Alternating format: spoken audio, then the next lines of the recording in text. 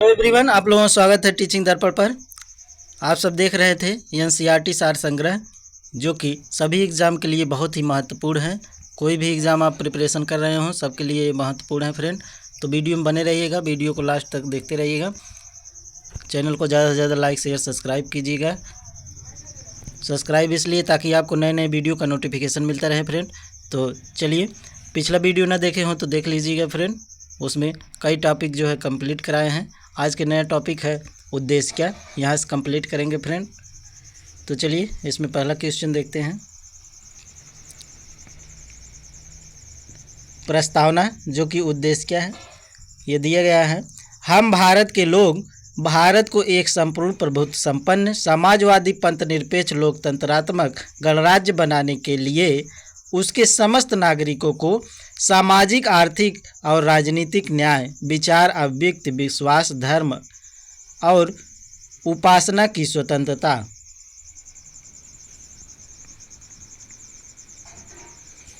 प्रतिष्ठा और अवसर की समता प्राप्त कराने के लिए तथा उन सब में व्यक्ति की गरिमा और राष्ट्र की एकता और अखंडता सुनिश्चित करने वाली बंधुता बढ़ाने के लिए दृढ़ संकल्प होकर अपनी इस संविधान सभा में आज तारीख 26 नवंबर 1949 ईस्वी मिति मार्गशीर्ष शुक्ल सप्तमी संवत 2006 विक्रमी को एतद द्वारा इस संविधान को अंगीकृत, अधिनियमित और आत्मसमर्पित करते हैं। तो ध्यान रखिएगा फ्रेंड, इसको 2 या 3 बार देख लीजिएगा, याद कर लीजिएगा इसको। संविधान सभा में उद्देश्य प्रस्ताव कब प्रस्तुत किया गया था? 13 दिसंबर 1946 को। संविधान सभा में उद्देश्य प्रस्ताव कब प्रस्तुत किया गया था? तो 13 दिसंबर 1946 को। भारतीय संविधान का कौन सा भाग भारत को एक धर्मनिरपेक्ष राज्य के रूप में वर्णित करता है? संविधान की प्रस्तावना। भारतीय संविधान का कौन सा भाग भारत को एक धर्मनिरपेक्ष राज्य के रूप में वर्णित करता है? संविधान की प्रस्तावना। भारतीय संविधान की प्रस्तावना में भारत को एक प्रभुत्व संपन्न समाजवादी पंथ निरपेक्ष लोकतंत्रात्मक गणराज्य के रूप में घोषित किया गया है। भारतीय संविधान को प्रस्तावना में भारत को एक प्रभुत्व संपन्न समाजवादी पंथ निरपेक्ष लोकतंत्रात्मक गणराज्य के रूप में घोषित किया गया है।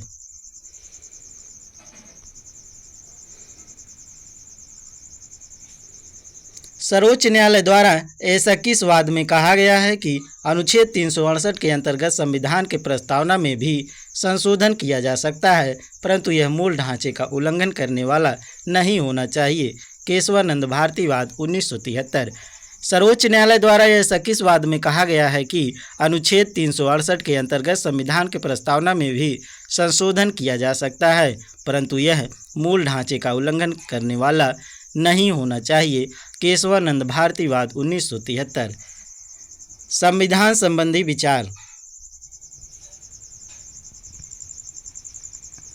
उद्देशिका को के.एम. मुंशी ने राजनीतिक जनपत्री, ठाकुर दास भार्गव ने संविधान की आत्मा तथा N.A. पालकीवाला ने संविधान का परिचय पत्र कहा है। उद्देशिका को के.एम. मुंशी ने, राजनीतिक जनपत्री ठाकुर दास भार्गव ने संविधान की आत्मा तथा N.A. पालकीवाला ने संविधान का परिचय पत्र कहा है। अनुच्छेद 32 संवैधानिक उपचारों का अधिकार को डॉक्टर भीमराव अंबेडकर ने संविधान का हृदय एवं आत्मा कहा है।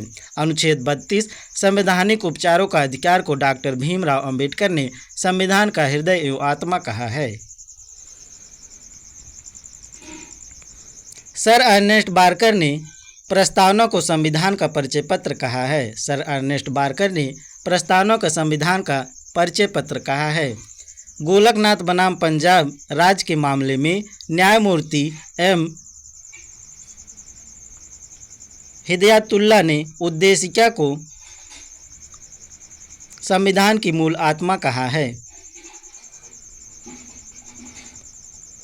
गोलकनाथ बनाम पंजाब राज्य के मामले में न्यायमूर्ति एम हिदायतुल्लाह ने उद्देशिका को संविधान की मूल आत्मा कहा है। भारत के संदर्भ में पंथ निरपेक्ष शब्द का सही भाव क्या है? भारत में राज्य का कोई पंथ धर्म नहीं है। भारत के संदर्भ में पंथ निरपेक्ष शब्द का सही भाव क्या है? भारत में राज्य का कोई पंथ धर्म नहीं है। उद्देशिका में सम्मिलित सामाजिक, आर्थिक व राजनीतिक न्याय के तत्व किससे संबंधित है? 1917 की रूसी क्रांति से। उद्देशिका में सम्मिलित सामाजिक, आर्थिक व राजनीतिक न्याय के तत्व किससे संबंधित है? 1917 की रूसी क्रांति से। उच्चतम न्यायालय ने किस वाद में यह धारणा प्रस्तुत की कि उद्देशिका संविधान का अभिन्न अंग है? SR बम्बई बनाम यूनियन ऑफ इंडियन। उच्चतम न्यायालय ने किस वाद में यह धारणा प्रस्तुत की कि उद्देशिका संविधान का अभिन्न अंग है? SR बम्बई बनाम यूनियन ऑफ इंडिया।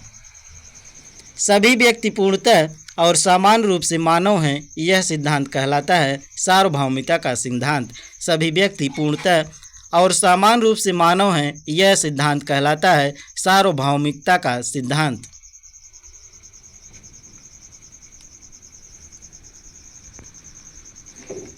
भारत में लौकिक सार्वभौमिकता है क्योंकि संविधान की प्रस्तावना आरंभ होती है हम भारत के लोग, we the peoples of India शब्दों से। भारत में लौकिक सार्वभौमिकता है क्योंकि संविधान की प्रस्तावना आरंभ होती है हम भारत के लोग, we the people of India शब्दों से। लोक कल्याण शब्द भारत के संविधान की उद्देशिका में नहीं है, बल्कि यह राज्य के नीति निर्देशक तत्वों का भाग है, DPSP का भाग है फ्रेंड। लोक कल्याण शब्द भारत के संविधान की उद्देशिका में नहीं है, बल्कि यह राज्य के नीति निर्देशक तत्वों का भाग है। किस संशोधन के द्वारा भारतीय संविधान की उद्देशिका में संशोधन किया गया था? 42वें संविधान संशोधन के द्वारा। किस संशोधन के द्वारा भारतीय संविधान की उद्देशिका में संशोधन किया गया था? 42वें संविधान संशोधन के द्वारा। भारतीय संविधान की प्रस्तावना में जिन आदर्शों एवं उद्देश्यों की रूपरेखा दी गई है उनका विस्तार कहाँ है? मूल अधिकारों, राज्य के निर्देशक सिद्धांतों एवं मौलिक कर्तव्यों के अध्याय में। भारतीय संविधान की प्रस्तावना में जिन आदर्शों एवं उद्देश्यों की रूपरेखा दी गई है उनका विस्तार कहाँ है? मूल अधिकारों, राज्य के निर्देशक सिद्धांतों एवं मौलिक कर्तव्यों के अध्याय में।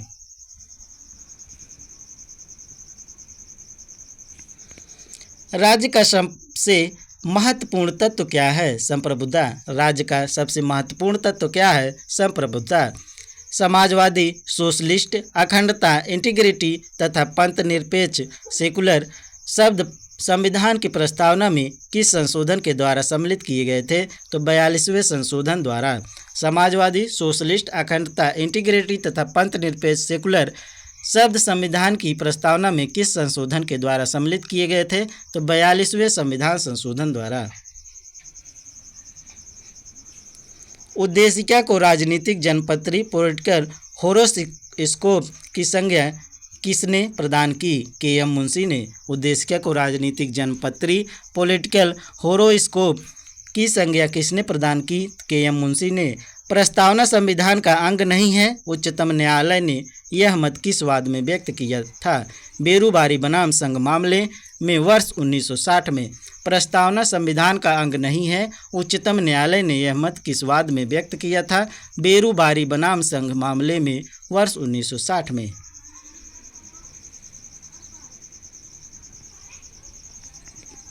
संविधान निर्माण में महत्वपूर्ण भूमिका निभाने वाले संविधान सभा के सदस्य सर अल्लादी कृष्ण स्वामी अय्यर के अनुसार संविधान की प्रस्तावना हमारे दीर्घकालीन सपनों का विचार है।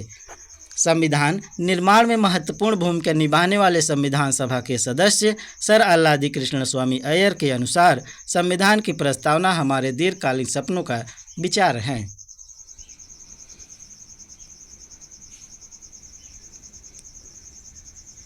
अगला टॉपिक है फ्रेंड, संघ एवं राज्य क्षेत्र, यूनियन एंड इट्स टेरिटरीज। तो चलिए इसमें देखते हैं फ्रेंड। अनुच्छेद 1(3) भारत के राज्य क्षेत्र में निम्नलिखित क्षेत्र शामिल होंगे। अनुच्छेद 1(3) में भारत के राज्य क्षेत्र में सम्मिलित क्षेत्र शामिल होंगे। तो कौन से?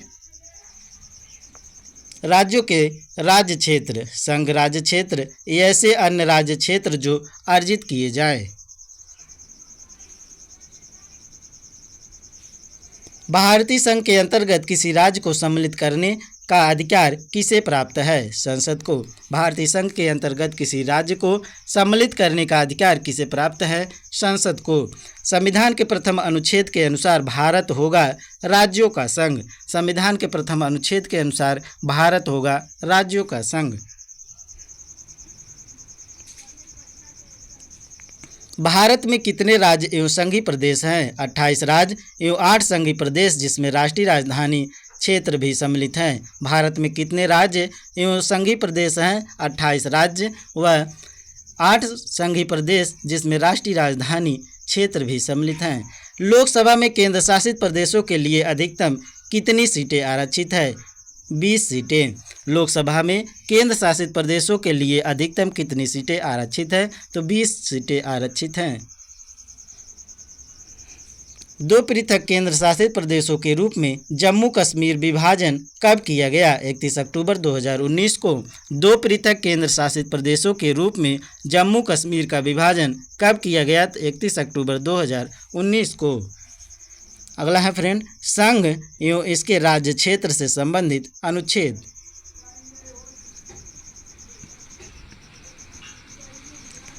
एक तरफ अनुच्छेद दिया है, दूसरे तरफ विषय वस्तु दिया है फ्रेंड।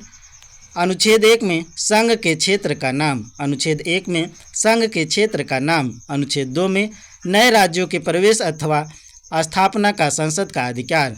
अनुच्छेद 2 में नए राज्यों के प्रवेश अथवा स्थापना का संसद का अधिकार।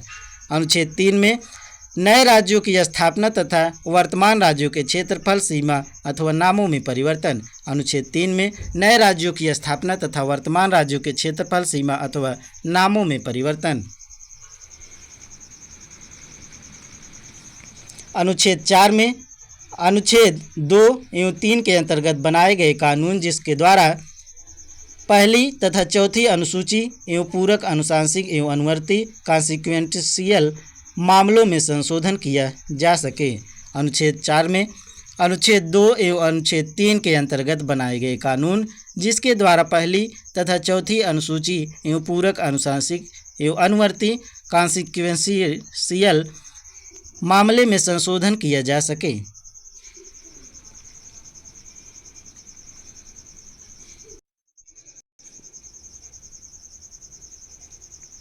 नए राज्यों के गठन की शक्ति किसे प्राप्त है? संसद को। नए राज्यों के गठन की शक्ति किसे प्राप्त है? संसद को। राज्यों के पुनर्गठन से संबंधित फजल अली आयोग का गठन किस वर्ष किया गया था? वर्ष 1935 में। राज्यों के पुनर्गठन से संबंधित फजल अली आयोग का गठन किस वर्ष किया गया था? तो वर्ष 1953 में।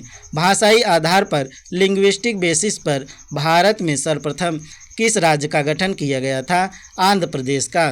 भाषाई आधार, लिंग्विस्टिक बेसिस पर भारत में सर्वप्रथम किस राज्य का गठन किया गया था? तो आंध्र प्रदेश का गठन किया गया था।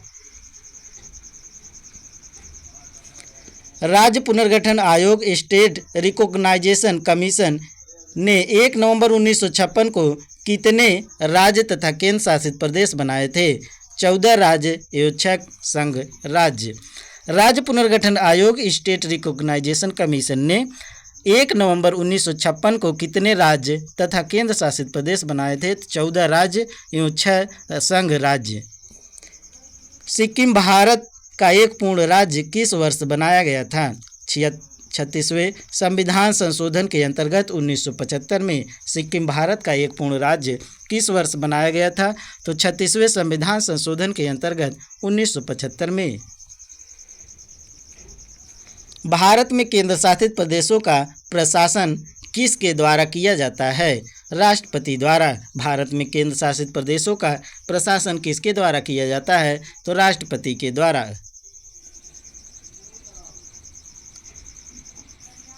जूनागढ़ रियासत को जनमत संग्रह के आधार पर तथा हैदराबाद रियासत को सैन्य कार्यवाही के द्वारा भारत में शामिल किया गया था। जम्मू कश्मीर रियासत के शासक हरि सिंह ने पाकिस्तानी सेना एवं कबालियों के आक्रमण से सुरक्षा सुनिश्चित करने हेतु भारत के साथ विलय पत्र पर हस्ताक्षर करके कश्मीर को भारत में सम्मिलित किया था। जूनागढ़ रियासत को जनमत संग्रह के आधार पर तथा हैदराबाद रियासत को सैन्य कार्यवाही के द्वारा भारत में शामिल किया गया था। जम्मू कश्मीर रियासत के शासक हरि सिंह ने पाकिस्तानी सेना एवं कबालियों के आक्रमण से सुरक्षा सुनिश्चित करने हेतु भारत के साथ विलय पत्र पर हस्ताक्षर करके कश्मीर को भारत में सम्मिलित किया था।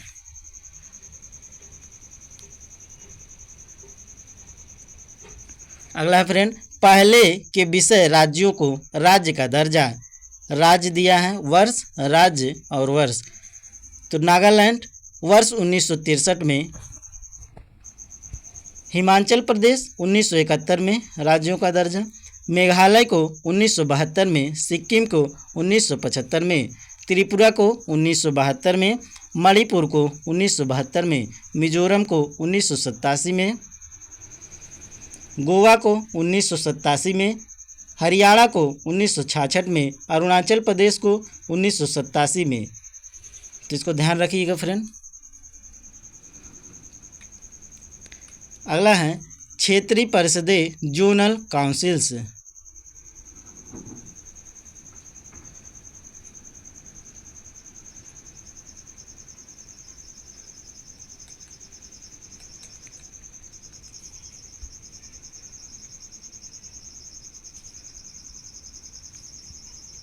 इसमें देख लीजिए फ्रेंड, परिषद का नाम, मुख्यालय, सम्मिलित राज्य एवं संघ राज्य क्षेत्र। पहला दिया है उत्तरी क्षेत्रीय परिषद, मुख्यालय इसका नई दिल्ली है। इसमें सम्मिलित राज्य हैं जम्मू कश्मीर, लद्दाख, हिमाचल प्रदेश, हरियाणा, पंजाब, राजस्थान, दिल्ली, पौंडीचेरी, चंडीगढ़। दूसरा है केंद्रीय क्षेत्रीय परिषद, इसका मुख्यालय प्रयागराज। इसमें सम्मिलित राज्य हैं उत्तर प्रदेश, उत्तराखंड, मध्य प्रदेश तथा छत्तीसगढ़। अगला है पूर्वी क्षेत्रीय परिषद, इसकी मुख्यालय जो है कोलकाता में है। सम्मिलित राज्य है बिहार, झारखंड, पश्चिम बंगाल, उड़ीसा तथा सिक्किम। चौथा है पश्चिमी क्षेत्रीय परिषद, इसका मुख्यालय मुंबई है। इसमें सम्मिलित राज्य है गुजरात, महाराष्ट्र, गोवा, दादर व नगर हवेली तथा दमन व दीव। अगला है दक्षिणी क्षेत्रीय परिषद, इसका मुख्यालय है चेन्नई। इसमें सम्मिलित राज्य हैं आंध्र प्रदेश, कर्नाटक, तमिलनाडु, केरल, पौंडीचेरी, तेलंगाना। दिसंबर 1953 में फजल अली की अध्यक्षता में 3 सदस्यीय राज्य पुनर्गठन आयोग का गठन किया गया था। दिसंबर 1953 में फजल अली की अध्यक्षता में 3 सदस्यीय राज्य पुनर्गठन आयोग का गठन किया गया था।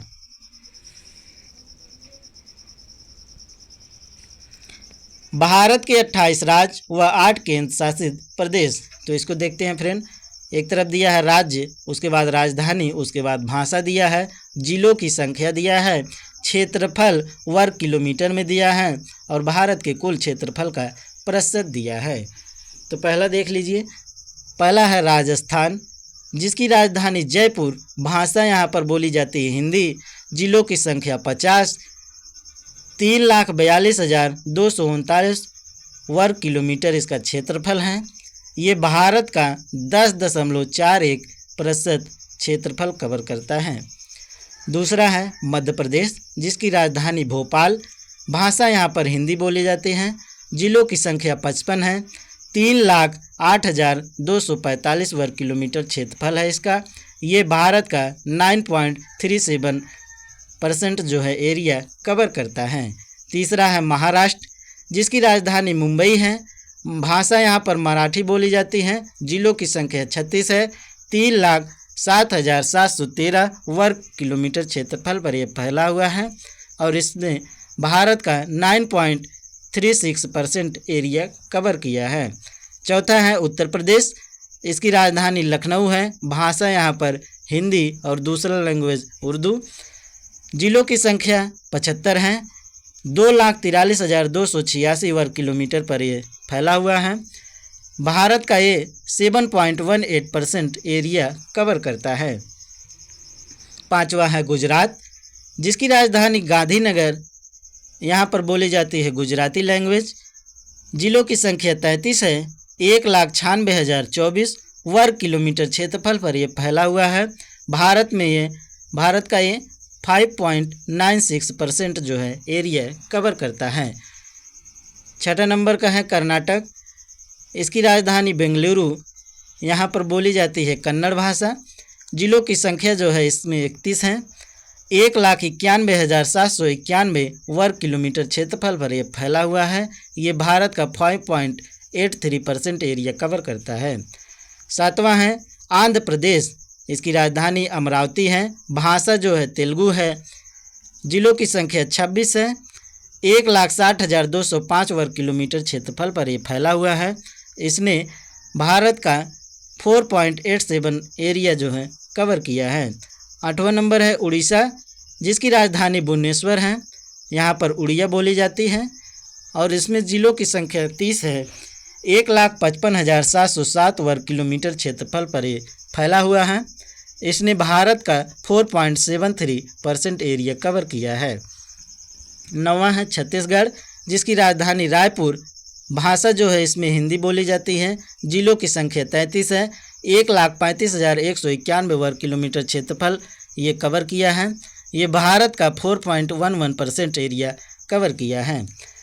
10वां है तमिलनाडु, जिसकी राजधानी चेन्नई है। भाषा इसमें तमिल बोली जाती है। ये जिलों की संख्या यहाँ पर 38 है। 1,30,058 वर्ग किलोमीटर पर ये फैला हुआ है, जिसने भारत का 3.95% एरिया कवर किया है। अगला है बिहार। बिहार जिसकी राजधानी पटना है। भाषा जो है हिंदी यहाँ पर बोली जाती है। जिलों की संख्या 38 है। 94,163 वर्ग किलोमीटर क्षेत्रफल पर ये फैला हुआ है। भारत का ये 2.86% एरिया कवर करता है। ये वेरी इंपॉर्टेंट है फ्रेंड। अगर आप TRE 4 के लिए प्रिपरेशन कर ले रहे हैं तो इसके लिए बहुत ही इम्पॉर्टेंट है। ये डाटा आप लोग याद कर लीजिएगा।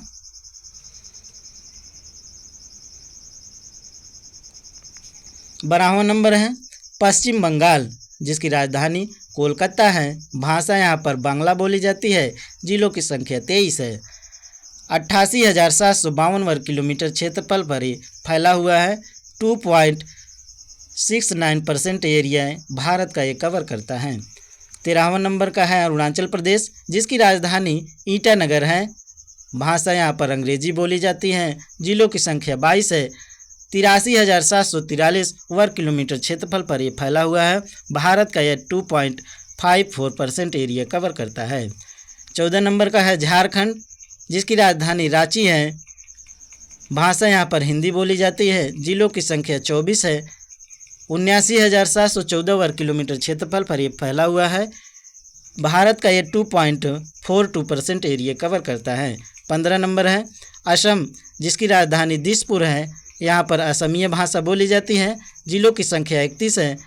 78,438 किलोमीटर वर्ग किलोमीटर क्षेत्रफल फैला हुआ है। भारत का ये 2.38% एरिया कवर करता है। 16वां नंबर का है हिमाचल प्रदेश, जिसकी राजधानी शिमला धर्मशाला।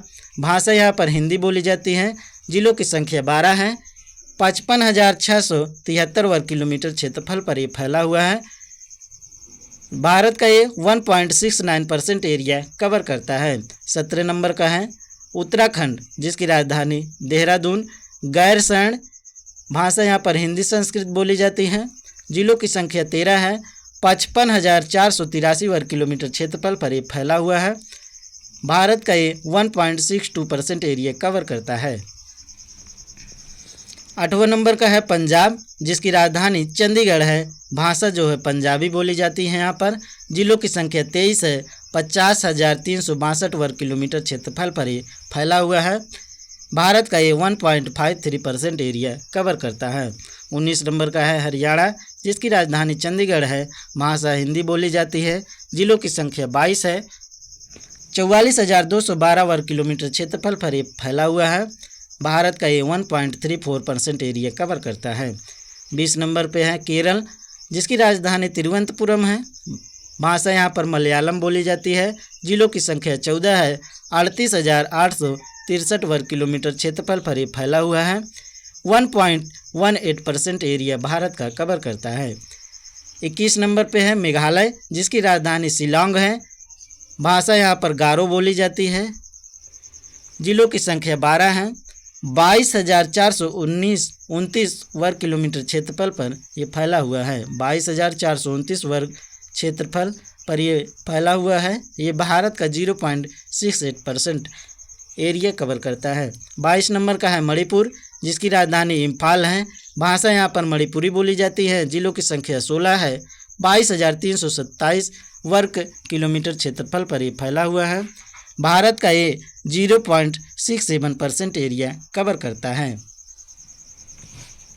23 नंबर का है मिजोरम, जिसकी राजधानी आइजोल है। यहाँ पर मिजो भाषा बोली जाती है। जिलों की संख्या 11 है। 21,081 वर्ग किलोमीटर क्षेत्रफल पर ये फैला हुआ है। ये भारत का 0.64% एरिया कवर करता है। 24 नंबर का है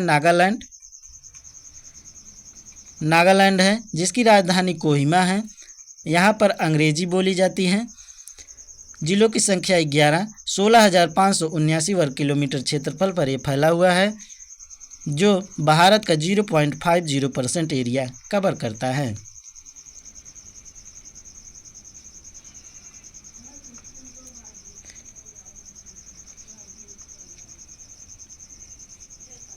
पच्चीस नंबर पर है त्रिपुरा, जिसकी राजधानी अगरतला। भाषा इसमें बांग्ला बोली जाती है। जिलों की संख्या 8 है। 10,491 वर्ग किलोमीटर क्षेत्रफल पर यह फैला हुआ है, जो भारत का 0.31% एरिया कवर करता है। 26 नंबर का है सिक्किम, जिसकी राजधानी गंगटोक है। भाषा यहाँ पर नेपाली बोली जाती है। जिलों की संख्या 6 है। 7,096 वर्ग किलोमीटर क्षेत्रफल पर यह फैला हुआ है, जिसने भारत का 0.21% एरिया कवर किया है। 27 नंबर का है गोवा, जिसकी राजधानी पणजी है। भाषा यहाँ पर कोंकणी बोली जाती है। जिलों की संख्या 2 है। 3,702 वर्ग किलोमीटर क्षेत्रफल पर यह फैला हुआ है, जिसने भारत का 0.11% एरिया कवर किया है। 28 नंबर का है तेलंगाना, जिसकी राजधानी हैदराबाद। भाषा यहाँ पर तेलुगु और उर्दू बोली जाती है। जिलों की संख्या 33 है। 1,12,077 वर्ग किलोमीटर क्षेत्रफल पर यह फैला हुआ है, जो भारत का 3.40% एरिया कवर करता है। अगला फ्रेंड केंद्र शासित प्रदेश, राजधानी, जिलों की संख्या, क्षेत्रफल वर्ग किलोमीटर में। पहला है इसमें केंद्र शासित प्रदेश अंडमान व निकोबार, जिसकी राजधानी पोर्ट ब्लेयर। जिलों की संख्या 3, 8,249 वर्ग किलोमीटर क्षेत्रफल पर फैला हुआ है। दूसरा है चंडीगढ़, जिसकी राजधानी चंडीगढ़। जिलों की संख्या 1, ये 114 वर्ग किलोमीटर क्षेत्रफल पर फैला हुआ है। तीसरा है दादर व नगर हवेली तथा दमन द्वीप, ये जिसकी राजधानी जो है दमन है। जिलों की संख्या 3 है। 603 वर्ग किलोमीटर क्षेत्रफल पर ये फैला हुआ है। चौथा है दिल्ली, जिसकी राजधानी नई दिल्ली। जिलों की संख्या 11, 1,483 वर्ग किलोमीटर क्षेत्रफल पर फैला हुआ है।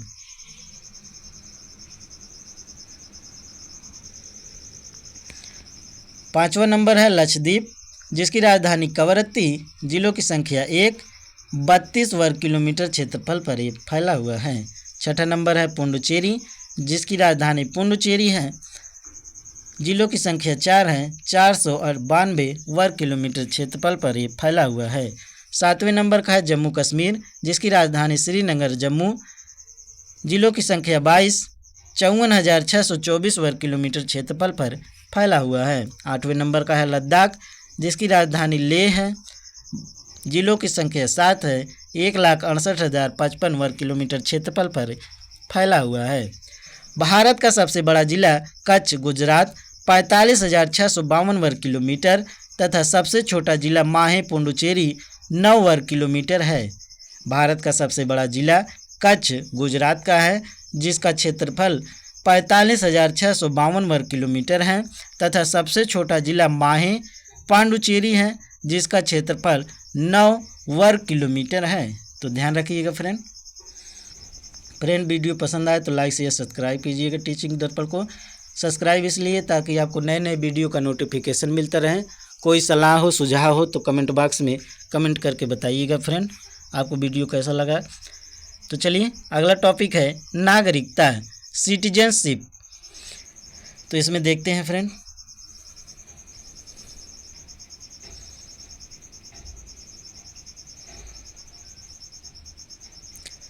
भारतीय नागरिकता प्राप्ति हेतु 5 प्रकार हैं। पहला प्रकार है जन्म से, दूसरा है वंशाधिकार द्वारा, तीसरा है पंजीकरण द्वारा, चौथा है देशीकरण द्वारा, पांचवा है भूमि के अर्जन द्वारा। तो ध्यान रखिएगा फ्रेंड, भारतीय नागरिकता प्राप्ति हेतु 5 प्रकार हैं। पहला है जन्म से, दूसरा है वंशाधिकार द्वारा, तीसरा है पंजीकरण द्वारा, चौथा है देशीकरण द्वारा, पांचवा है भूमि के अर्जन द्वारा। तो ये पॉइंट ध्यान रखिएगा फ्रेंड, एग्ज़ाम में दूसरा कोई पॉइंट डाल देता है और आप लोग से पूछ लेता है तो कंफ्यूज हो जाते हैं, तो इसको ध्यान रखिएगा पांचों पॉइंट।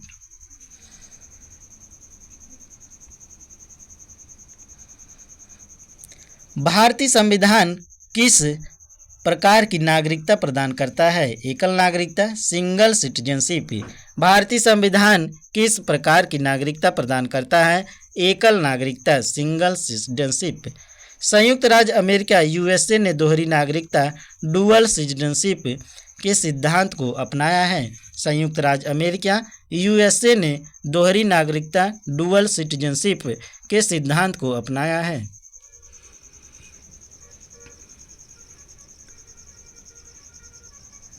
नागरिक संशोधन अधिनियम 2019 सीसीए में किन देशों के हिंदू, बौद्ध, सिख, जैन, फारसी तथा ईसाई नागरिकों को भारत की नागरिकता प्रदान करने का प्रावधान है? पाकिस्तान, बांग्लादेश तथा अफगानिस्तान। नागरिक संशोधन अधिनियम 2019 सीसीए में किन देशों के हिंदू, बौद्ध, सिख, जैन, पारसी तथा ईसाई नागरिकों को भारत की नागरिकता प्रदान करने का प्रावधान है? पाकिस्तान, बांग्लादेश तथा अफगानिस्तान को।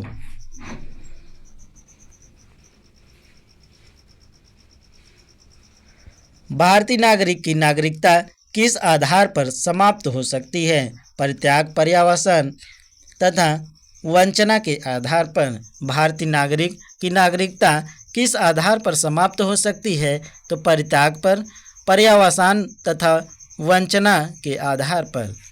भारत से बाहर लगातार कितने वर्षों तक रहने पर भारतीय नागरिकता समाप्त कर दी जाएगी? तो 7 वर्ष। भारत से बाहर लगातार कितने वर्षों तक रहने पर भारतीय नागरिकता समाप्त कर दी जाएगी? तो 7 वर्ष तक।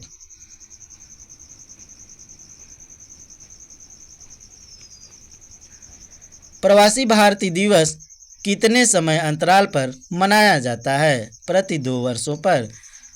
प्रवासी भारतीय दिवस कितने समय अंतराल पर मनाया जाता है? प्रति 2 वर्ष पर। कमेंट बॉक्स में कमेंट करके बताइएगा फ्रेंड, प्रवासी भारतीय दिवस किस तारीख को मनाया जाता है?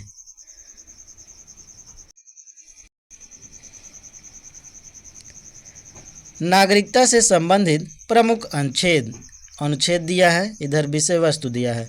अनुच्छेद 5 संविधान लागू होने के समय नागरिकता। अनुच्छेद 5 संविधान लागू होने के समय नागरिकता।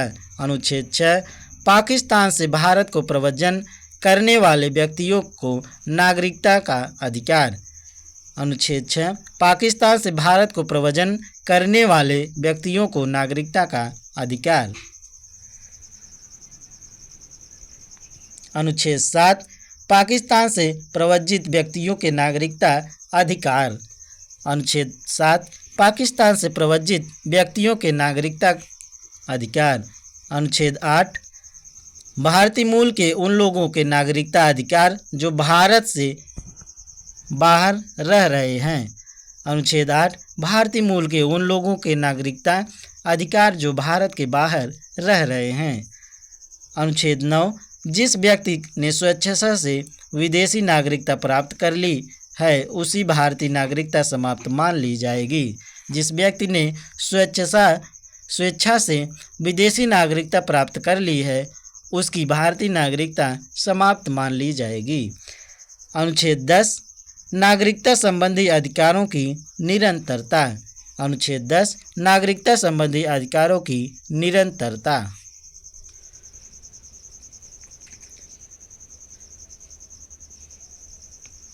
अनुच्छेद 11 संसद द्वारा कानून बनाकर नागरिकता अधिकारों का नियमन अनुच्छेद 11 संसद द्वारा कानून बनाकर नागरिकता अधिकारों का नियमन। लक्ष्मीमल सिंघवी समिति किससे संबंधित है? दोहरी नागरिकता डुअल सिटीजनशिप से। लक्ष्मीमल सिंघवी की समिति किससे संबंधित है? दोहरी नागरिकता डुअल सिटीजनशिप से।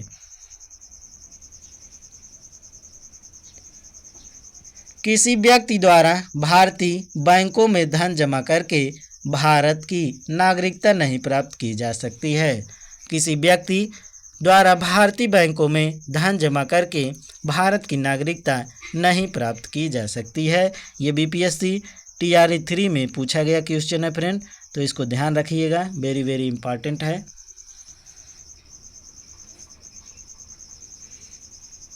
भारतीय संविधान में एकल नागरिकता सिंगल सिटीजनशिप का प्रावधान किस देश से लिया गया है? तो ये ब्रिटेन से लिया गया है।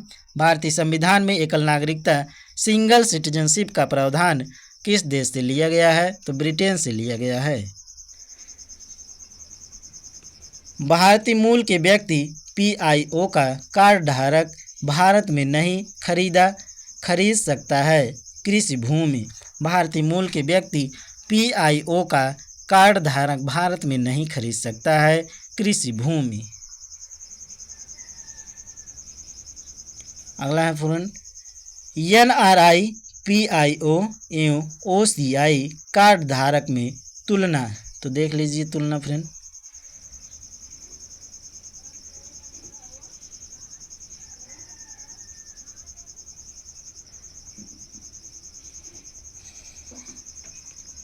तुलना करना है। अप्रवासी भारतीय जिसे NRI कहते हैं, भारतीय मूल के व्यक्ति जिसे PIO कहते हैं, विदेशी भारतीय नागरिक जिसे OCI कहते हैं। परिभाषा देख लीजिए NRI का, भारतीय नागरिक जो साधारणतः भारत के बाहर निवास करता है, भारतीय पासपोर्ट धारक। परिभाषा किसका? NRI का, भारतीय नागरिक जो साधारणतः भारत के बाहर निवास करता है, भारतीय पासपोर्ट धारक। अगला है PIO के बारे में, तो इसमें देख लीजिए परिभाषा इसका, स्वयं व्यक्ति या उसका कोई पूर्वज भारतीय नागरिक रहा है, वह वर्तमान में अन्य देशों की नागरिकता प्राप्त है, जिसका पासपोर्ट धारक है। स्वयं व्यक्ति या उसका कोई पूर्वज भारतीय नागरिक रहा है, वह वर्तमान में अन्य देश की नागरिकता प्राप्त है, जिसका पासपोर्ट धारक है। अगला है OCI, इसका परिभाषा देख लीजिए फ्रेंड, एक व्यक्ति जो विदेशी भारतीय नागरिक OCI कार्ड धारक हो तथा नागरिकता अधिनियम 1955 के अंतर्गत पंजीकृत हो। एक व्यक्ति जो विदेशी भारतीय नागरिक OCI कार्ड धारक हो तथा नागरिकता अधिनियम 1955 के अंतर्गत पंजीकृत हो। आगे हैं नागरिकता की अर्हता। पहले NRI की देख लेते हैं। ये भारतीय नागरिक हैं, ये भारतीय नागरिक हैं। PIO के बारे में, भारत के कम से कम 7 वर्षों के निरंतर निवास के आधार पर आवेदन कर सकते हैं। नागरिक अर्हता में PIO के बारे में, भारत में कम से कम 7 वर्षों के निरंतर निवास के आधार पर आवेदन कर सकते हैं। OCI के बारे में देखते हैं। संविधान लागू होने या उसके बाद भारतीय नागरिक था उस भूभाग का निवासी जो स्वतंत्रता के बाद भारत का अंग बना। OCI में नागरिकता की अर्हता देख लीजिए फ्रेंड, संविधान लागू होने या उसके बाद भारतीय नागरिक था उस भूभाग का निवासी जो स्वतंत्रता के बाद भारत का अंग बना। अगला है फ्रेंड प्राप्त होने लाभ। तो प्राप्त होना लाभ क्या है? NRI में देख लीजिए, सभी लाभ जो सामान्यतः भारतीय नागरिकों को प्राप्त हैं। POI में कोई विशेष लाभ नहीं। OCI में एक FRRO व FRO वाले लाभ के साथ पंजीयन से छूट भारत में कितनी भी अवधि तक ठहराव के लिए। अगला है वीज़ा। तो वीज़ा जो है NRI को नहीं प्राप्त होता है, PIO को प्राप्त होता है। हाँ, ओसीआई को जीवन भर वीजा आ सकता है। तो इसको ध्यान रखिएगा फ्रेंड। अगला है मताधिकार दे दिया गया है, इसको नहीं दिया गया है, ओसीआई को नहीं दिया गया है। एल.एम. सिंघवी की अध्यक्षता में गठित समिति ने प्रतिवर्ष 9 जनवरी को प्रवासी भारतीय दिवस मनाने की अनुशंसा की है। एल.एम. सिंघवी की अध्यक्षता में गठित समिति ने 9 जनवरी को प्रवासी भारतीय दिवस मनाने की अनुशंसा की है। अगला टॉपिक है फ्रेंड मूल अधिकार, फंडामेंटल राइट्स।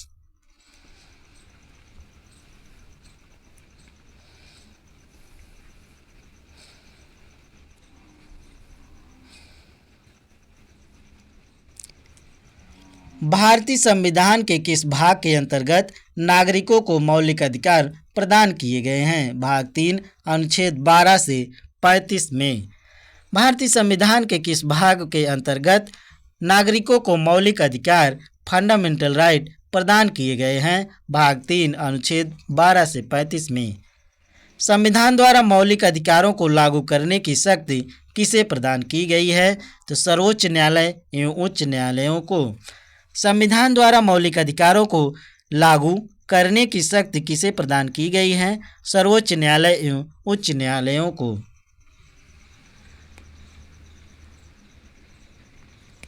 भारतीय संविधान का अनुच्छेद 13 संवैधानिक प्रावधानों को संसद तथा राज्य विधानमंडलों द्वारा बनाए गए नियमों कानून पर प्राथमिकता प्रदान करता है। भारतीय संविधान का अनुच्छेद 13 संवैधानिक प्रावधानों को संसद तथा राष्ट्र विधानमंडलों द्वारा बनाए गए नियमों कानूनों पर प्राथमिकता प्रदान करता है। भारतीय संविधान के अनुच्छेद 13 का मुख्य उद्देश्य किसके संदर्भ में संविधान की सर्वोच्चता सुनिश्चित करता है? मौलिक अधिकारों के। भारतीय संविधान के अनुच्छेद 13 का मुख्य उद्देश्य किसके संदर्भ में संविधान की सर्वोच्चता सुनिश्चित करना है? मौलिक अधिकारों के।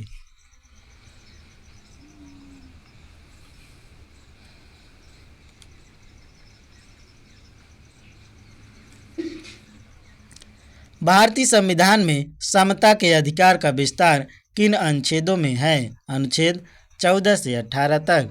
भारतीय संविधान में समानता के अधिकारों का विस्तार किन अनुच्छेदों में है? तो अनुच्छेद 14 से 18 तक।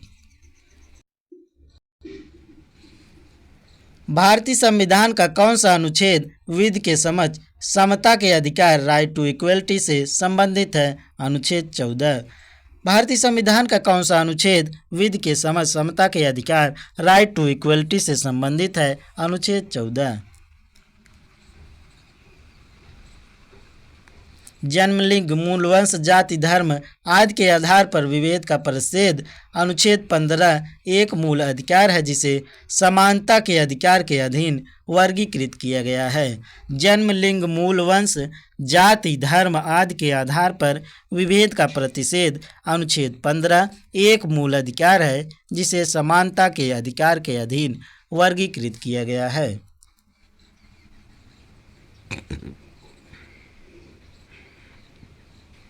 भारतीय संविधान की प्रस्तावना में प्रस्तुत समाजवाद शब्द को किस अनुच्छेद के साथ समग्रता में रखकर सर्वोच्च न्यायालय द्वारा समान कार्य के लिए समान वेतन का मौलिक अधिकार प्रदान किया गया है? अनुच्छेद 14 तथा 16 में।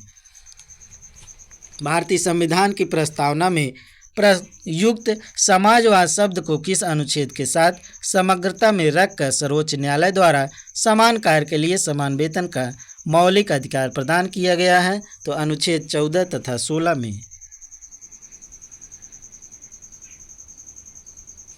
भारतीय संविधान के अनुच्छेदों में से कौन सा एक लोक नियोजन के विषय में भारत के सभी नागरिकों को अवसर की समानता की गारंटी प्रदान करता है? अनुच्छेद 16(1) और अनुच्छेद 16(2). भारतीय संविधान के अनुच्छेदों में से कौन सा एक लोक नियोजन के विषय में भारत के सभी नागरिकों को अवसर की समानता की गारंटी प्रदान करता है? अनुच्छेद 16(1) तथा अनुच्छेद 16(2). अन्य पिछड़ा वर्ग ओबीसी जातियों के वर्गीकरण हेतु किसकी अध्यक्षता में आयोग का गठन किया गया? तो जस्टिस रोहिणी की अध्यक्षता में। अन्य पिछड़ा वर्ग ओबीसी जातियों के वर्गीकरण हेतु किसकी अध्यक्षता में आयोग का गठन किया गया है? जस्टिस रोहिणी की। अगला है फ्रेंड संवैधानिक उपबंध। तो देख लीजिए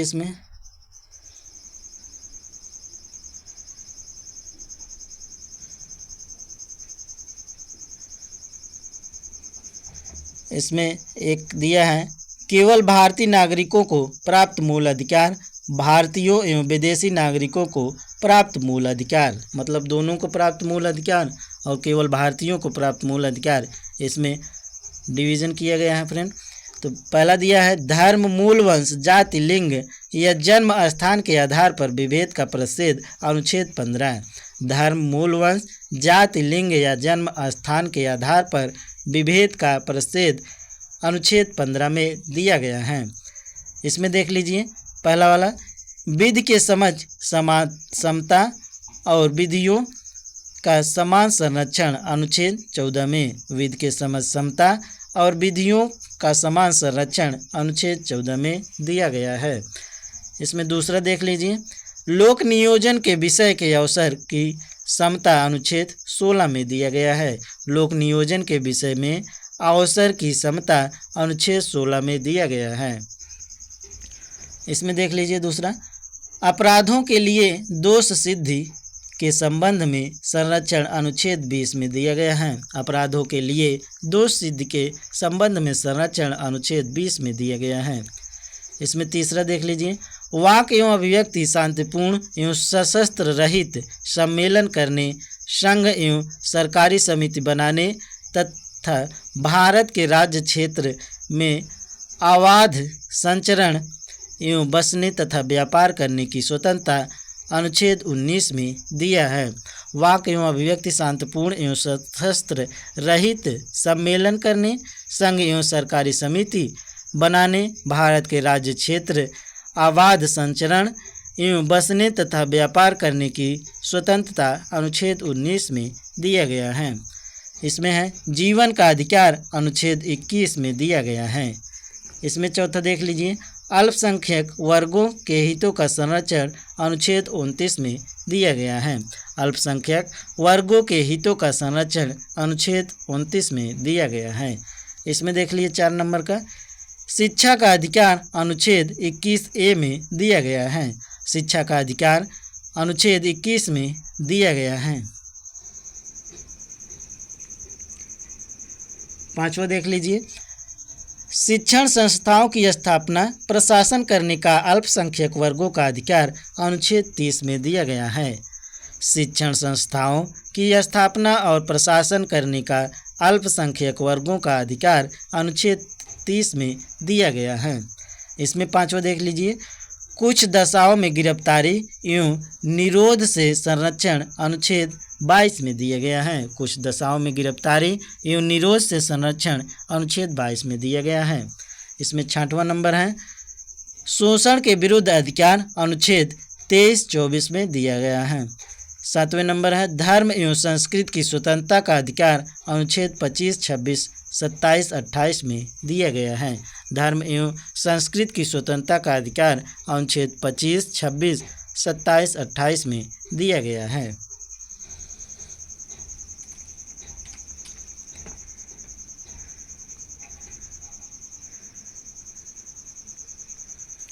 संविधान के किस अनुच्छेद के अंतर्गत अस्पृश्यता अनटचबिलिटी का उन्मूलन किया गया है? अनुच्छेद 17 में। वेरी वेरी इंपॉर्टेंट है फ्रेंड। संविधान के किस अनुच्छेद के अंतर्गत अस्पृश्यता अनटचबिलिटी का उन्मूलन किया गया है? अनुच्छेद 17 में। संविधान में अस्पृश्यता परिभाषित नहीं है। अस्पृश्यता निवारण अधिनियम 1955 के अंतर्गत अस्पृश्यता को बढ़ावा देने एक दंडनीय अपराध है। संविधान में अस्पृश्यता परिभाषित नहीं है। अस्पृश्यता निवारण अधिनियम 1955 के अंतर्गत अस्पृश्यता को बढ़ावा देने एक दंडनीय अपराध है। अनुच्छेद 18 का संबंध किससे है? उपाधियों के अंत से। अनुच्छेद 18 का संबंध किससे है? तो उपाधियों के अंत से है। वेरी वेरी इंपॉर्टेंट है फ्रेंड।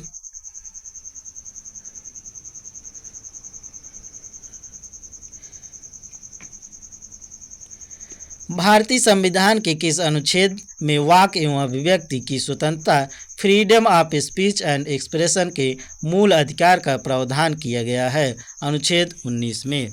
भारतीय संविधान के किस अनुच्छेद में वाक एवं अभिव्यक्ति की स्वतंत्रता, freedom of speech and expression के मूल अधिकार का प्रावधान किया गया है? तो अनुच्छेद 19 में किया गया है। भारत के संविधान में प्रेस की स्वतंत्रता, फ्रीडम ऑफ प्रेस का प्रत्यक्ष प्रावधान नहीं है, परंतु यह स्वतंत्रता की किस अनुच्छेद में अंतर्निहित है? तो अनुच्छेद 19A में निहित है। भारत के संविधान में प्रेस की स्वतंत्रता, फ्रीडम ऑफ प्रेस का प्रत्यक्ष प्रावधान नहीं है, परंतु यह स्वतंत्रता किस अनुच्छेद में अंतर्निहित है? तो अनुच्छेद 19A में अंतर्निहित है।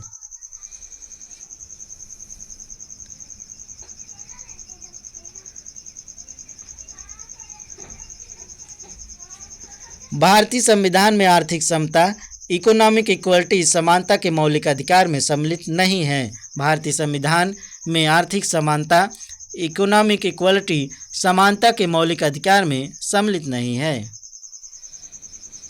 फ्रेंड, इसका PDF प्राप्त करने के लिए टेलीग्राम टीचिंग दर्पण को ज्वाइन कर लीजिएगा। बिना स्पेस का सर्च कीजिएगा स्मॉल लेटर में टीचिंग दर्पण, तो आपको मिल जाएगा। ज्वाइन कर लीजिएगा, उसमें PDF पड़ जाएगी, आप लोग डाउनलोड कर लीजिएगा फ्रेंड। तो चलिए इसमें देखते हैं। अनुच्छेद 19 के अंतर्गत 6 स्वतंत्रताएं। तो कौन कौन सी स्वतंत्रताएं हैं? पहला है वाक और अभिव्यक्ति की स्वतंत्रता, अनुच्छेद 19(1)(a) में। वाक और अभिव्यक्ति की स्वतंत्रता अनुच्छेद 19(1)(a) में दिया गया है। दूसरा है कोई वृत्ति, आजीविका, व्यवसाय या व्यापार करने का अधिकार, अनुच्छेद 19(1)(g) में दिया गया है। कोई वृत्ति, आजीविका, व्यवसाय का या व्यापार करने का अधिकार अनुच्छेद 19(1)(g) में दिया गया है। भारत के किसी भाग में निवास करने वाले बसने का अधिकार अनुच्छेद 19(1)(e) में दिया गया है। भारत के किसी भाग में निवास करने व बसने का अधिकार अनुच्छेद 19(1)(e) में दिया गया है। भारत के राज्य क्षेत्र में आबाद संचरण का अधिकार अनुच्छेद 19(1)(d) में दिया गया है। भारत के राज्य क्षेत्र में आबाद संचरण का अधिकार अनुच्छेद 19(1)(d) में दिया गया है। संगम या संघ या सहकारी समिति बनाने का अधिकार अनुच्छेद 19(1)(c) में दिया गया है। संगम या संघ सहकारी समिति बनाने का अधिकार अनुच्छेद 19(1)(c) में दिया गया है। शांतिपूर्ण हथियार रहित सम्मेलन का अधिकार अनुच्छेद 19(1)(b) में दिया गया है। शांतिपूर्ण हथियार रहित सम्मेलन का अधिकार अनुच्छेद 19(1)(b) में दिया गया है।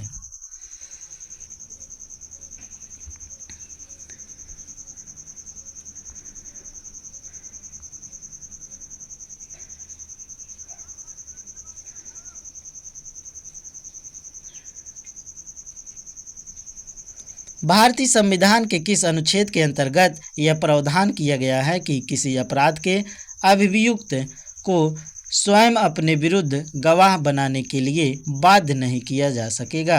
अनुच्छेद 20(c) में। भारतीय संविधान के किस अनुच्छेद के अंतर्गत यह प्रावधान किया गया है कि किसी अपराध के अभियुक्त को स्वयं अपने विरुद्ध गवाह बनाने के लिए बाध्य नहीं किया जा सकता है? तो ये अनुच्छेद 20(c) में दिया गया है। संविधान का कौन सा अनुच्छेद दोष सिद्धि के संबंध में अभियुक्तों को दोहरे दंड एवं स्वस्थ अभियान के संरक्षण प्रदान करता है? अनुच्छेद 20। संविधान का कौन सा अनुच्छेद दोष सिद्धि के संबंध में अभियुक्तों को दोहरे दंड एवं स्व अभिशासन के संरक्षण प्रदान करता है? तो अनुच्छेद 20। भारतीय संविधान का कौन सा अनुच्छेद व्यक्ति की विदेश यात्रा के अधिकार को संरक्षण प्रदान करता है? तो अनुच्छेद 21। भारतीय संविधान का कौन सा अनुच्छेद व्यक्ति की विदेश यात्रा के अधिकार को संरक्षण प्रदान करता है? तो अनुच्छेद 21।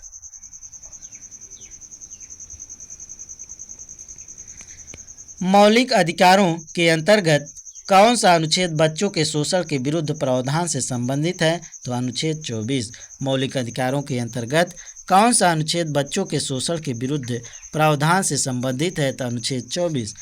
भारतीय संविधान के अनुच्छेद 25 में प्रयुक्त हिंदू शब्द में बौद्ध, जैन और सिख धर्म सम्मिलित हैं। भारतीय संविधान के अनुच्छेद 25 में प्रयुक्त हिंदू शब्द में बौद्ध, जैन और सिख धर्म सम्मिलित हैं। भारतीय संविधान के अनुच्छेद 32 के अंतर्गत कौन से अधिकार प्रवर्तित किए जा सकते हैं? तो मौलिक अधिकार। भारतीय संविधान के अनुच्छेद 32 के अंतर्गत कौन से अधिकार प्रवर्तित किए जा सकते हैं? तो मौलिक अधिकार। मौलिक अधिकारों का संरक्षक कस्टोडियन कौन है? तो न्यायपालिका, जुडिशरी। मौलिक अधिकारों का संरक्षक कस्टोडियन कौन है? तो न्यायपालिका, जुडिशरी है। भारतीय संविधान का अनुच्छेद 30(1) अल्पसंख्यकों को अपनी रुचि के शिक्षण संस्थानों को स्थापित एवं संचालित करने के अधिकार को संरक्षण प्रदान करता है। भारतीय संविधान का अनुच्छेद 30(1) अल्पसंख्यकों को अपनी रुचि के शिक्षण संस्थाओं को स्थापित एवं संचालित करने के अधिकार को संरक्षण प्रदान करता है। डॉक्टर भीमराव अंबेडकर ने मौलिक अधिकारों में से किसे संविधान का हृदय एवं आत्मा कहा है? संवैधानिक उपचारों का अधिकार, राइट टू कॉन्स्टिट्यूशनल रेमेडीज। अनुच्छेद 32 वेरी वेरी इंपॉर्टेंट है फ्रेंड, कई बार ये रिपीटेड क्वेश्चन है। डॉक्टर भीमराव अंबेडकर ने मौलिक अधिकारों में से किसे संविधान का हृदय एवं आत्मा कहा है? संवैधानिक उपचारों का अधिकार, राइट टू कॉन्स्टिट्यूशनल रेमेडीज। अनुच्छेद 32। तो ध्यान रखिएगा फ्रेंड।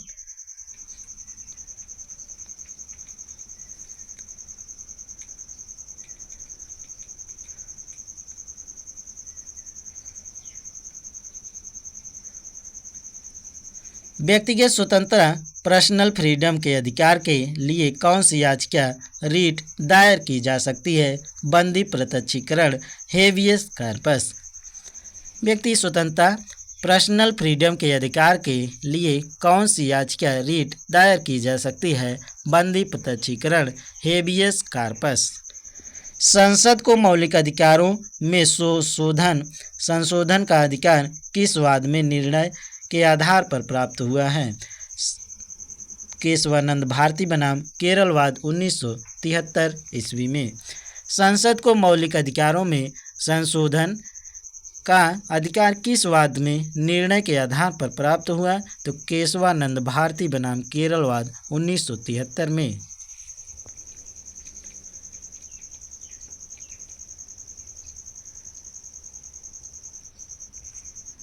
संपत्ति के मौलिक अधिकार को किस संविधान संशोधन द्वारा मौलिक अधिकारों की श्रेणी से हटा कर केवल वैधानिक अधिकार बनाया गया? 44वें संशोधन 1978 द्वारा। संपत्ति के मौलिक अधिकार को किस संविधान संशोधन के द्वारा मौलिक अधिकारों की श्रेणी से हटाकर केवल वैधानिक अधिकार बनाया गया? 44वें संशोधन 1978 द्वारा। वर्तमान समय में भारतीय संविधान के अंतर्गत संपत्ति के अधिकार, राइट टू प्रॉपर्टी, किस प्रकार की अधिकार हैं? तो वैधानिक अधिकार हैं। वर्तमान समय में भारतीय संविधान के अंतर्गत संपत्ति के अधिकार, राइट टू प्रॉपर्टी, किस प्रकार के अधिकार हैं? तो वैधानिक अधिकार हैं। सूचना का अधिकार, राइट टू इंफॉर्मेशन, एक विधिक अधिकार है जो सूचना का अधिकार अधिनियम 2005 के माध्यम से प्रदान किया गया है। सूचना का अधिकार, राइट टू इंफॉर्मेशन, एक विधिक अधिकार है जो सूचना का अधिकार अधिनियम 2005 के माध्यम से प्रदान किया गया है। आर्थिक रूप से पिछड़ा वर्ग इकोनॉमिकली वीक सेक्शन EWS को आरक्षण प्रदान करने के लिए संविधान में कौन से अनुच्छेद जोड़े गए हैं? तो अनुच्छेद 15 6 तथा 16(6) जोड़े गए हैं। आर्थिक रूप से पिछड़े वर्ग इकोनॉमिकली वीकर सेक्शन EWS को आरक्षण प्रदान करने के लिए संविधान में कौन से अनुच्छेद जोड़े गए हैं? तो अनुच्छेद 15(6) तथा 16(6) जोड़े गए हैं।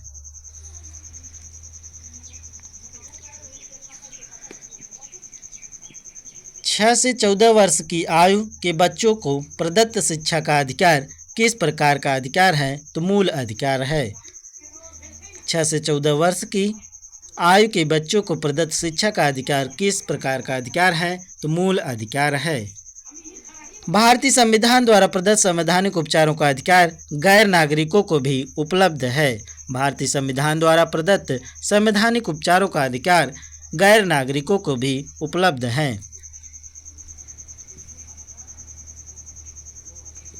कौन सा मूल अधिकार राष्ट्रीय आपातकाल नेशनल इमरजेंसी अनुच्छेद 352 में भी समाप्त या सीमित नहीं किया जा सकता है? व्यक्तिगत स्वतंत्रता तथा जीवन का अधिकार। कौन सा मूल अधिकार राष्ट्रीय आपातकाल नेशनल इमरजेंसी अनुच्छेद 352 में भी समाप्त या सीमित नहीं किया जा सकता है? तो व्यक्तिगत स्वतंत्रता तथा जीवन का अधिकार।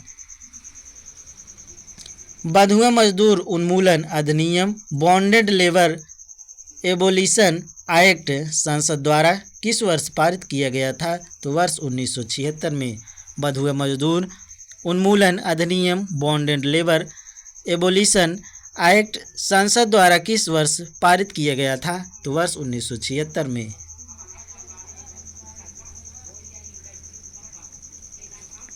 अगला है फ्रेंड मूल अधिकार और अनुच्छेद। तो देख लीजिए, वेरी वेरी इंपॉर्टेंट है ये, इसको ध्यान कर लीजिएगा आप लोग, 1 या 2 बार वीडियो वॉच करके देख लीजिएगा।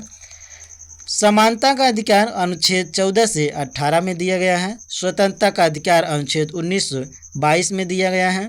शोषण के विरुद्ध अधिकार अनुच्छेद 23 से 24 में दिया गया है। धर्म की स्वतंत्रता का अधिकार अनुच्छेद 25 से 28 में दिया गया है। संस्कृति और शिक्षा संबंधी अधिकार अनुच्छेद 29 से 30 में दिया गया है। फिर से देख लीजिए फ्रेंड, समानता का अधिकार अनुच्छेद 14 से 18 में दिया गया है। स्वतंत्रता का अधिकार अनुच्छेद 19 से 22 में दिया गया है। शोषण के विरुद्ध अधिकार अनुच्छेद 23 से 24 में दिया गया है। धर्म की स्वतंत्रता का अधिकार अनुच्छेद 25 से 28 में दिया गया है। संस्कृत और शिक्षा संबंधी अधिकार अनुच्छेद 29 से 30 में दिया गया है। अगला है संवैधानिक उपचारों का अधिकार अनुच्छेद 32 में दिया गया है। संवैधानिक उपचारों का अधिकार अनुच्छेद 32 में दिया गया है।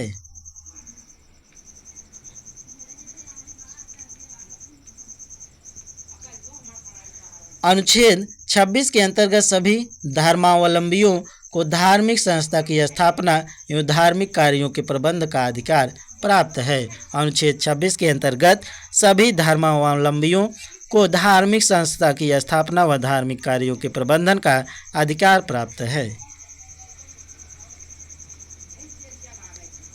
अगला टॉपिक है फ्रेंड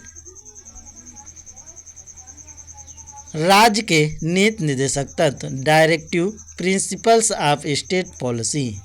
फ्रेंड अब तक वीडियो को लाइक शेयर सब्सक्राइब न किए हो तो कर दीजिएगा टीचिंग दर्पण को। और कोई सलाह हो सुझाव हो तो कमेंट बॉक्स में कमेंट करके बताइएगा फ्रेंड आपको वीडियो कैसा लग रहा है। इसका PDF प्राप्त करने के लिए टेलीग्राम टीचिंग दर्पण को ज्वाइन कर लीजिएगा। बिना स्पेस का सर्च कीजिएगा टेलीग्राम पर जा कर के टीचिंग दर्पण आप लोग को मिल जाएगा, आप लोग ज्वाइन कर लीजिएगा, या तो डिस्क्रिप्शन बॉक्स में इसका लिंक पड़ा है, आप लोग वहां से क्लिक करके ज्वाइन कर लीजिएगा फ्रेंड। तो चलिए इसमें देखते हैं राज्य के नीति निर्देशक तत्व direct principles of state policy.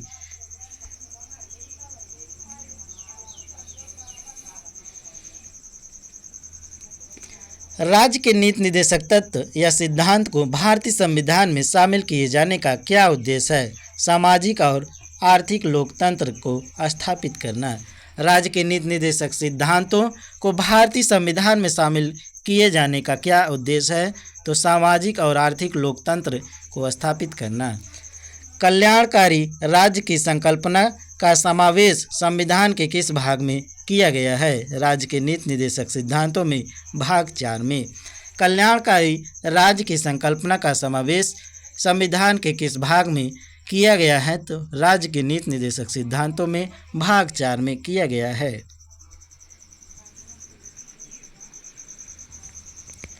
भारतीय संविधान में किसके अंतर्गत पंचायती राज प्रणाली की व्यवस्था की गई है? राज्य के नीति निर्देशक सिद्धांतों के अंतर्गत। भारतीय संविधान में किसके अंतर्गत पंचायती राज प्रणाली की व्यवस्था की गई है? राज्य के नीति निर्देशक सिद्धांतों के अंतर्गत। समाचार आचार संहिता राज्य के नीति निर्देशक तत्वों का भाग नहीं है, किंतु समाज नागरिक संहिता नीति निर्देशक तत्व है। समाज आचार संहिता राज्य के नीति निर्देशक तत्वों का भाग नहीं है, किंतु समान नागरिकता संहिता नीति निर्देशक तत्व है। नीति निर्देशक सिद्धांत वाद योग्य नहीं है। नीति निर्देशक सिद्धांत वाद योग्य नहीं है।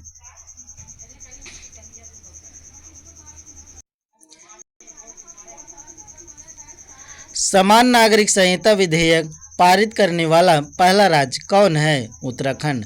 समान नागरिक संहिता विधेयक पारित करने वाला पहला राज्य कौन है? उत्तराखंड है। भारत के संविधान में समान कार्य के लिए समान वेतन के अधिकार का प्रावधान कहाँ किया गया है? राज्य के नीति निर्देशक सिद्धांतों में। भारत के संविधान में समान कार्य के लिए समान वेतन के अधिकार का प्रावधान कहाँ किया गया है? राज्य के नीति निर्देशक सिद्धांतों में। पुरुषों और स्त्रियों दोनों का समान कार्य के लिए समान वेतन राज्य के नीति निर्देशक तत्वों में निहित है। पुरुषों और स्त्रियों दोनों का समान कार्य के लिए समान वेतन राज्य के नीति निर्देशक तत्व में निहित है। राज्य के नीति निर्देशक सिद्धांतों में कौन सा अनुच्छेद अंतर्राष्ट्रीय शांति सुरक्षा के संबंध से संबंधित है? तो अनुच्छेद 51 संबंधित है। राज्य के नीति निर्देशक सिद्धांतों में कौन सा अनुच्छेद अंतर्राष्ट्रीय शांति और सुरक्षा के संवर्धन से संबंधित है? तो अनुच्छेद 51 संबंधित है। राज्य के नीति निर्देशक सिद्धांत एक ऐसा चेक है जो बैंक की सुविधानुसार अदा किया जाता है। यह कथन किसका है? के.टी. शाह का। राज्य के नीति निर्देशक सिद्धांतों एक ऐसा चेक है जो बैंक की सुविधानुसार अदा किया जाता है। यह कथन किसका है? के.टी. शाह का है।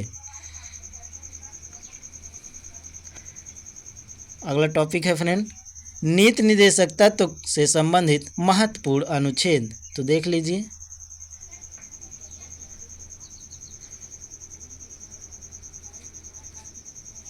अनुच्छेद 36 नीति निर्देशक तत्वों के संदर्भ में राज्य की परिभाषा। अनुच्छेद 36 में नीति निर्देशक तत्वों के संदर्भ में राज्य की परिभाषा। अनुच्छेद 37 में न्यायालय द्वारा परिवर्तनीय न होना। अनुच्छेद 37 में न्यायालय द्वारा परिवर्तनीय न होना। अनुच्छेद 38 में लोक कल्याण की अभिव्यक्ति के लिए सामाजिक व्यवस्था बनाना। अनुच्छेद 38 में लोक कल्याण की अभिव्यक्ति के लिए सामाजिक व्यवस्था बनाना। अनुच्छेद 38(2) में आय की असमानताओं को कम करने का प्रयास करना। अनुच्छेद 38(2) में आय की असमानताओं को कम करने का प्रयास करना। अनुच्छेद 39 का को पुरुष स्त्री को समान रूप से जीविका के पर्याप्त साधन प्राप्त करने का अधिकार। अनुच्छेद 39 का पुरुष स्त्री को समान रूप से जीविका के पर्याप्त साधन प्राप्त करने का अधिकार।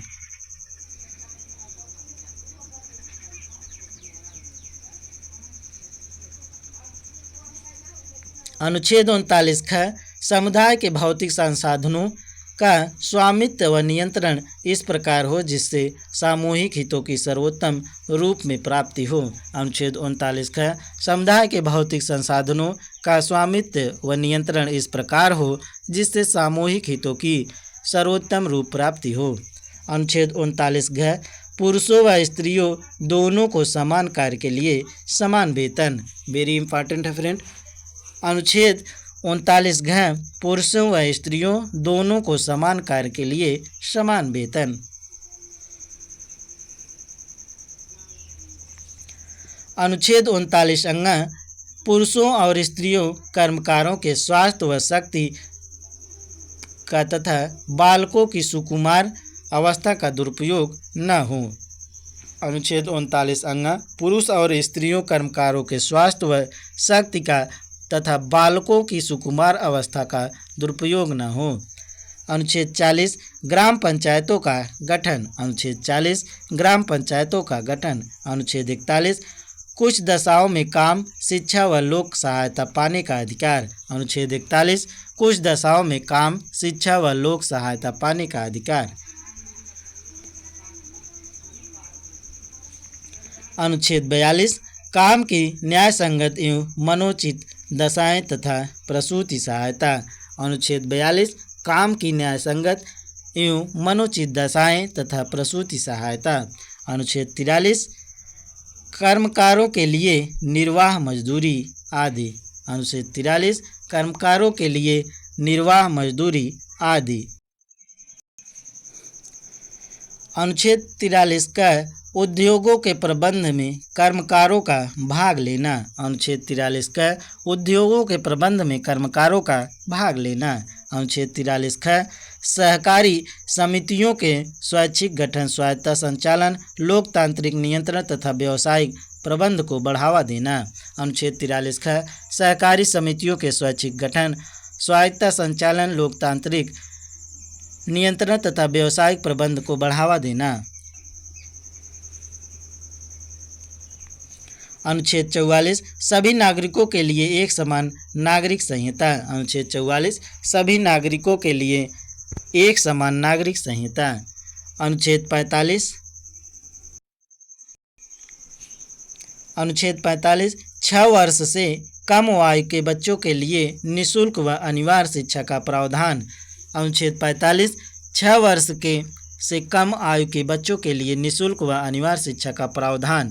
अनुच्छेद 46 SC ST दुर्बल वर्गों के शैक्षणिक व आर्थिक हितों की अभिव्यक्ति। अनुच्छेद 46 SC ST दुर्बल वर्गों के शैक्षणिक व आर्थिक हितों की अभिव्यक्ति।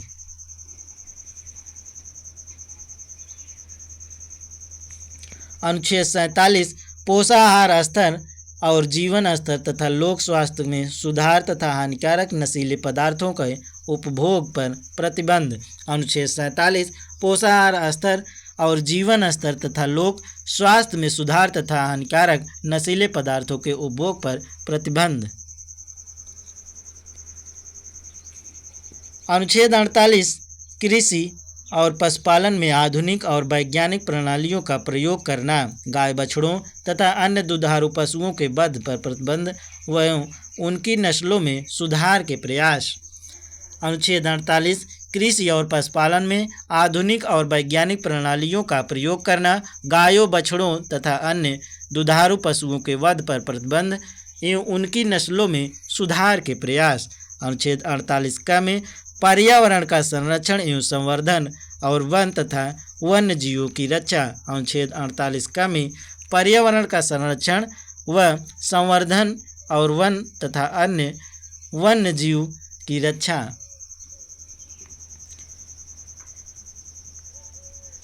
अनुच्छेद 49 राष्ट्रीय महत्व के कलात्मक या ऐतिहासिक अभिरुचि वाले स्मारकों या स्थानों या वस्तुओं का संरक्षण करना।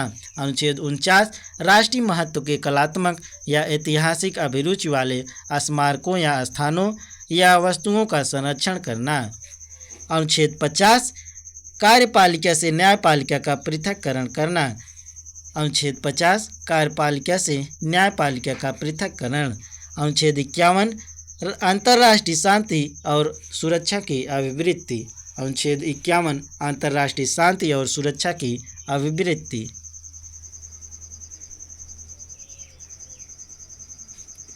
मूल अधिकार कानूनी रूप से मान्य है, जबकि नीति निर्देशक तत्वों को नैतिक एवं राजनीतिक मान्यता प्राप्त है। मूल अधिकार कानूनी रूप से मान्य है, जबकि नीति निर्देशक तत्व को नैतिक एवं राजनीतिक मान्यता प्राप्त है।